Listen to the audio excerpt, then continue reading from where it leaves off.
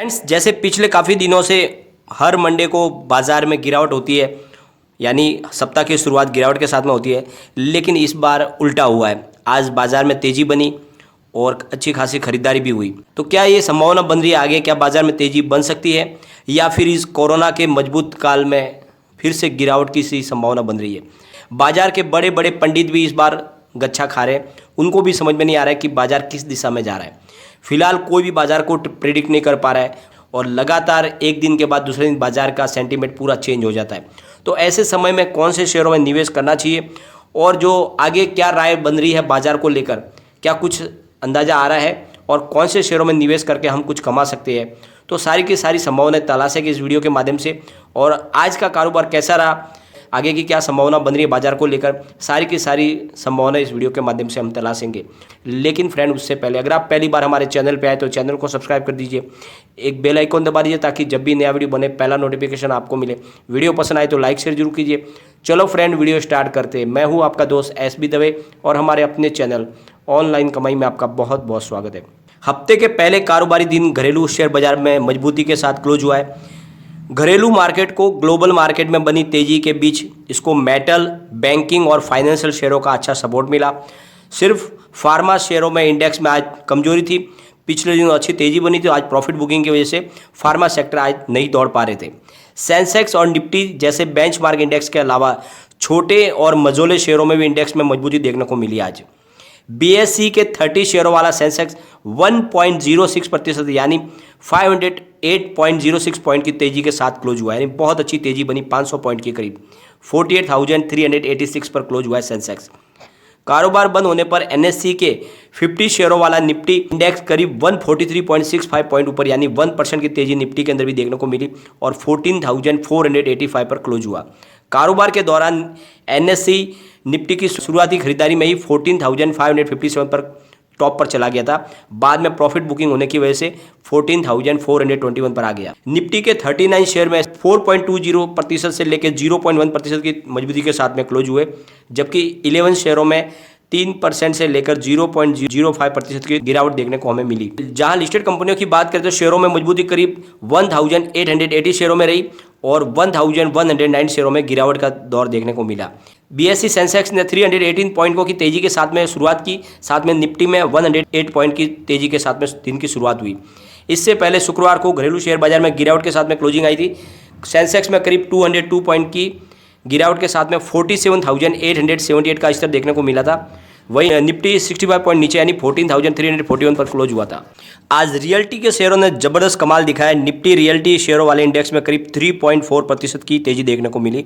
Nifty metal, Nifty PSU bank, Nifty FMCG और Nifty IT में भी जबरदस्त तेजी का रुझान देखने को मिला। हालांकि निफ्टी के फार्मा और हेल्थ केयर इंडेक्स में आज बिकवाली का दबाव बना। मजबूती के साथ बंद होने वाले निफ्टी 50 शेयरों में axis bank, JSW steel, UltraTech cement, ICICI bank और ग्रासिम मजबूती के साथ खड़े रहे। साथ में Cipla, Britannia, SCL technology, BPCL और सन फार्मा आज टॉप लूजर बने। फार्मा शेयरों में बिकवाली के चलते बाजार पर दबाव बना रहा। यही सेक्टर इंडेक्स अकेला आज नेगेटिव जोन में बंद हुआ था। तो इससे आज एक बात हमें समझ में आ गई है कि कोई भी सेक्टर में लगातार तेजी नहीं बन पा रही है। 2 दिन जिस सेक्टर में तेजी बनती है, तीसरे दिन में उसमें प्रॉफिट बुकिंग शुरू हो जाती है। लोगों का नजरिया है वो शॉर्ट टर्म का है, यानी 2 से 3-4 दिन का ही निवेश कर पा रहे लोग, और जैसे ही अच्छा खासा उसमें थोड़ा सा उनको प्रॉफिट दिखता है तो वो बाहर निकल आ रहे हैं। तो फिलहाल लॉन्ग पोजीशन बाजार में नहीं बन पा रही है। ICICI बैंक के शेयर की बात करें तो आज 5% की तेजी देखने को मिली।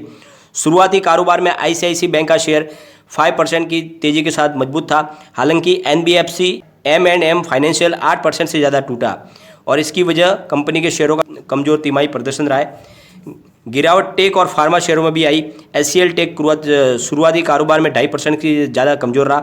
दिग्गज FMCG कंपनी ब्रिटानिया में भी 2% आज नीचे कारोबार किया। सरकारी स्टील कंपनी सेल के शेयर के आज की बात करें तो 52 वीक पर हाई पर पहुंच गए थे और वॉल्यूम के हिसाब से सबसे ज़्यादा उछाल इसी शेयर में आया। दोनों एक्सचेंज में कंपनी के लगभग 17 करोड़ 45 लाख 28,115 शेयरों में ट्रेड हुआ। वैल्यू के हिसाब से देखें तो सबसे ज़्यादा शेयरों की खरीदारी ICICI बैंक में हुई। NSE और BSE में इसके करीब 3,883 करोड़ शेयरों का कारोबार हुआ। और एशियाई बाजारों की बात करें तो हांगकांग का हैंगसेंग इंडेक्स 0.43% गिरकर 29,106 पर बंद हुआ है।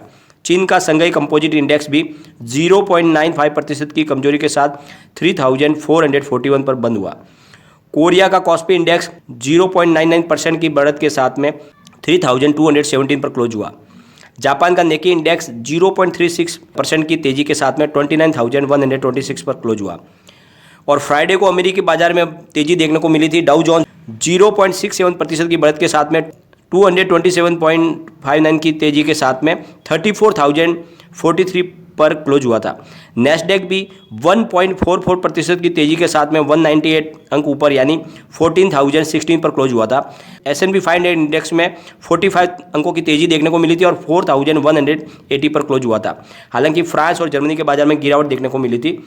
फिलहाल ऐसे शेयरों में निवेश करना चाहिए जो रोजाना इस्तेमाल होने वाली चीज़ें बनाती हो। ऐसे शेयरों में तेजी की संभावना आगे बन रही है क्योंकि लॉकडाउन और कोरोना की वजह से इनके ऊपर ज़्यादा भरोसा किया जा सकता है, क्योंकि खाने पीने की चीज़ें और जो रोज़मर्रा के जो डेली रूटीन में हमारी इस्तेमाल होने वाली चीज़ें होती है वही हमें आगे तेज़ी बना के दे सकती है। तो खपत वाले शेयर यानी शेयर की जो कंपनियाँ ऐसी चीज़ें बनाए जिनका रोजाना इस्तेमाल होता है, जिनकी मांग बनी रहती है, इस पर ज़्यादा खर्च करते हैं। ट्रेंड की बात करें तो इसका शेयर 729 रुपीज़ पर है और एक महीने में करीब 8.8% गिर चुका है। यह नैपकिन वाली आदि बनाती है जो रोज़मर्रा के लिए उपयोग में आती है। अंबर इंटरप्राइजेज के शेयरों की बात करें तो इसमें भी 8.4% की गिरावट ऑलरेडी आ चुकी है। यह कंपनी एसी फ्रिज जैसी सामान बनाती है। PVR जो सिनेमा घर चलाती है, हालांकि कोरोना की वजह से सिनेमा घर बंद है, फिर भी आगे चलकर सिनेमा घर खुलेंगे तो शेयरों में तेजी दिखेगी और इसका शेयर फिलहाल 1015 पर है जो 23.6% की ऑलरेडी गिरावट हो चुकी है। Birla fashion and retail company पूरी तरह से रिटेल सामान और फैशन पर फोकस करती है। रिटेल मतलब रोजाना की चीज़ों को बेचती है। इसका शेयर एक महीने में 20% तक गिर चुका है। जबकि बाटा इंडिया जो जूते और चप्पल बनाते हैं उनका शेयर 1286 पर है और इसमें करीब 12.8% की गिरावट आ चुकी है। ऐसा इसलिए क्योंकि लोगों का आना जाना कम हो गया है, इसलिए चप्पलों की मांग भी घटी है। सिम्फनी एसी कूलर और पंखे जैसे प्रोडक्ट बनाती है। इसका शेयर 1140 पर है और एक महीने में 10% से ज़्यादा की गिरावट ऑलरेडी हो चुकी है।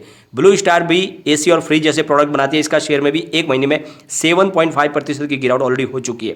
दरअसल ये सभी कंपनियां उन चीज़ों को बनाती है जो रोज़मर्रा और हमारे जीवन में काम में आती है। उनके प्रोडक्ट हमेशा बिकते रहते हैं। खासकर गर्मियों में ऐसे मौसम में एसी, पंखे, कूलर और फ्रिज जैसे सामानों की ज़्यादा खरीदारी होती है। पर लॉकडाउन की वजह से और कोरोना की वजह से गर्मी के सीजन में कंपनियों की मांग में काफ़ी असर आ चुका है, गिरावट आ चुकी है। मोतीलाल ओसवाल ने अपनी रिपोर्ट में कहा है कि लॉकडाउन का असर आगे चलकर बहुत ज़्यादा होने वाला नहीं है। यह सेक्टर बाउंस बैक मजबूत तरीके से करेगा। HDFC सिक्योरिटीज का कहना है कि गिरावट के बावजूद ये शेयर आगे अच्छा प्रदर्शन करेंगे क्योंकि इनकी मांग लॉकडाउन के बाद बनी हुई है और इसने TTK प्रेस्टीज, सिम्फनी, V-गार्ड, वोल्टाज, अंबर इंटरप्राइजेज और डिक्सन टेक जैसे शेयरों को खरीदने की सलाह दी गई। तो ये शेयर है जो HDFC सिक्योरिटीज की तरफ से सजेस्ट किए गए। SMC ग्लोबल के सौरभ जैन कहते हैं कि निवेशकों को सेल के शेयरों को 112 के टारगेट के साथ में खरीदना चाहिए।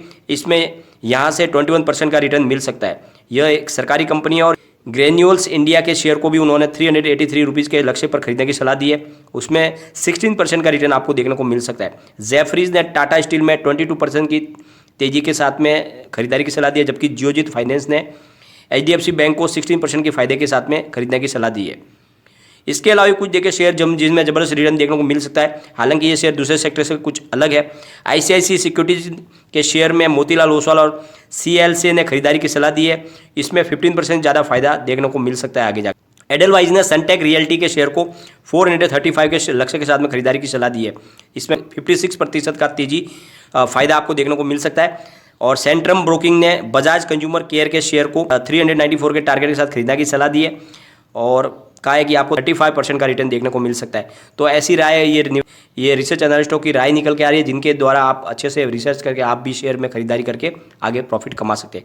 लेकिन फ्रेंड, कोई भी इन्वेस्टमेंट करने से पहले अपने फाइनेंशियल एडवाइजर से एक बार एडवाइस ले ले या अपना खुद का रिसर्च करें, क्योंकि मैंने वीडियो आपके एजुकेशनल पर्पज के लिए ही बना। वीडियो पसंद आए तो लाइक शेयर जरूर कीजिए और चैनल को सब्सक्राइब कर दीजिए। Thank you friend.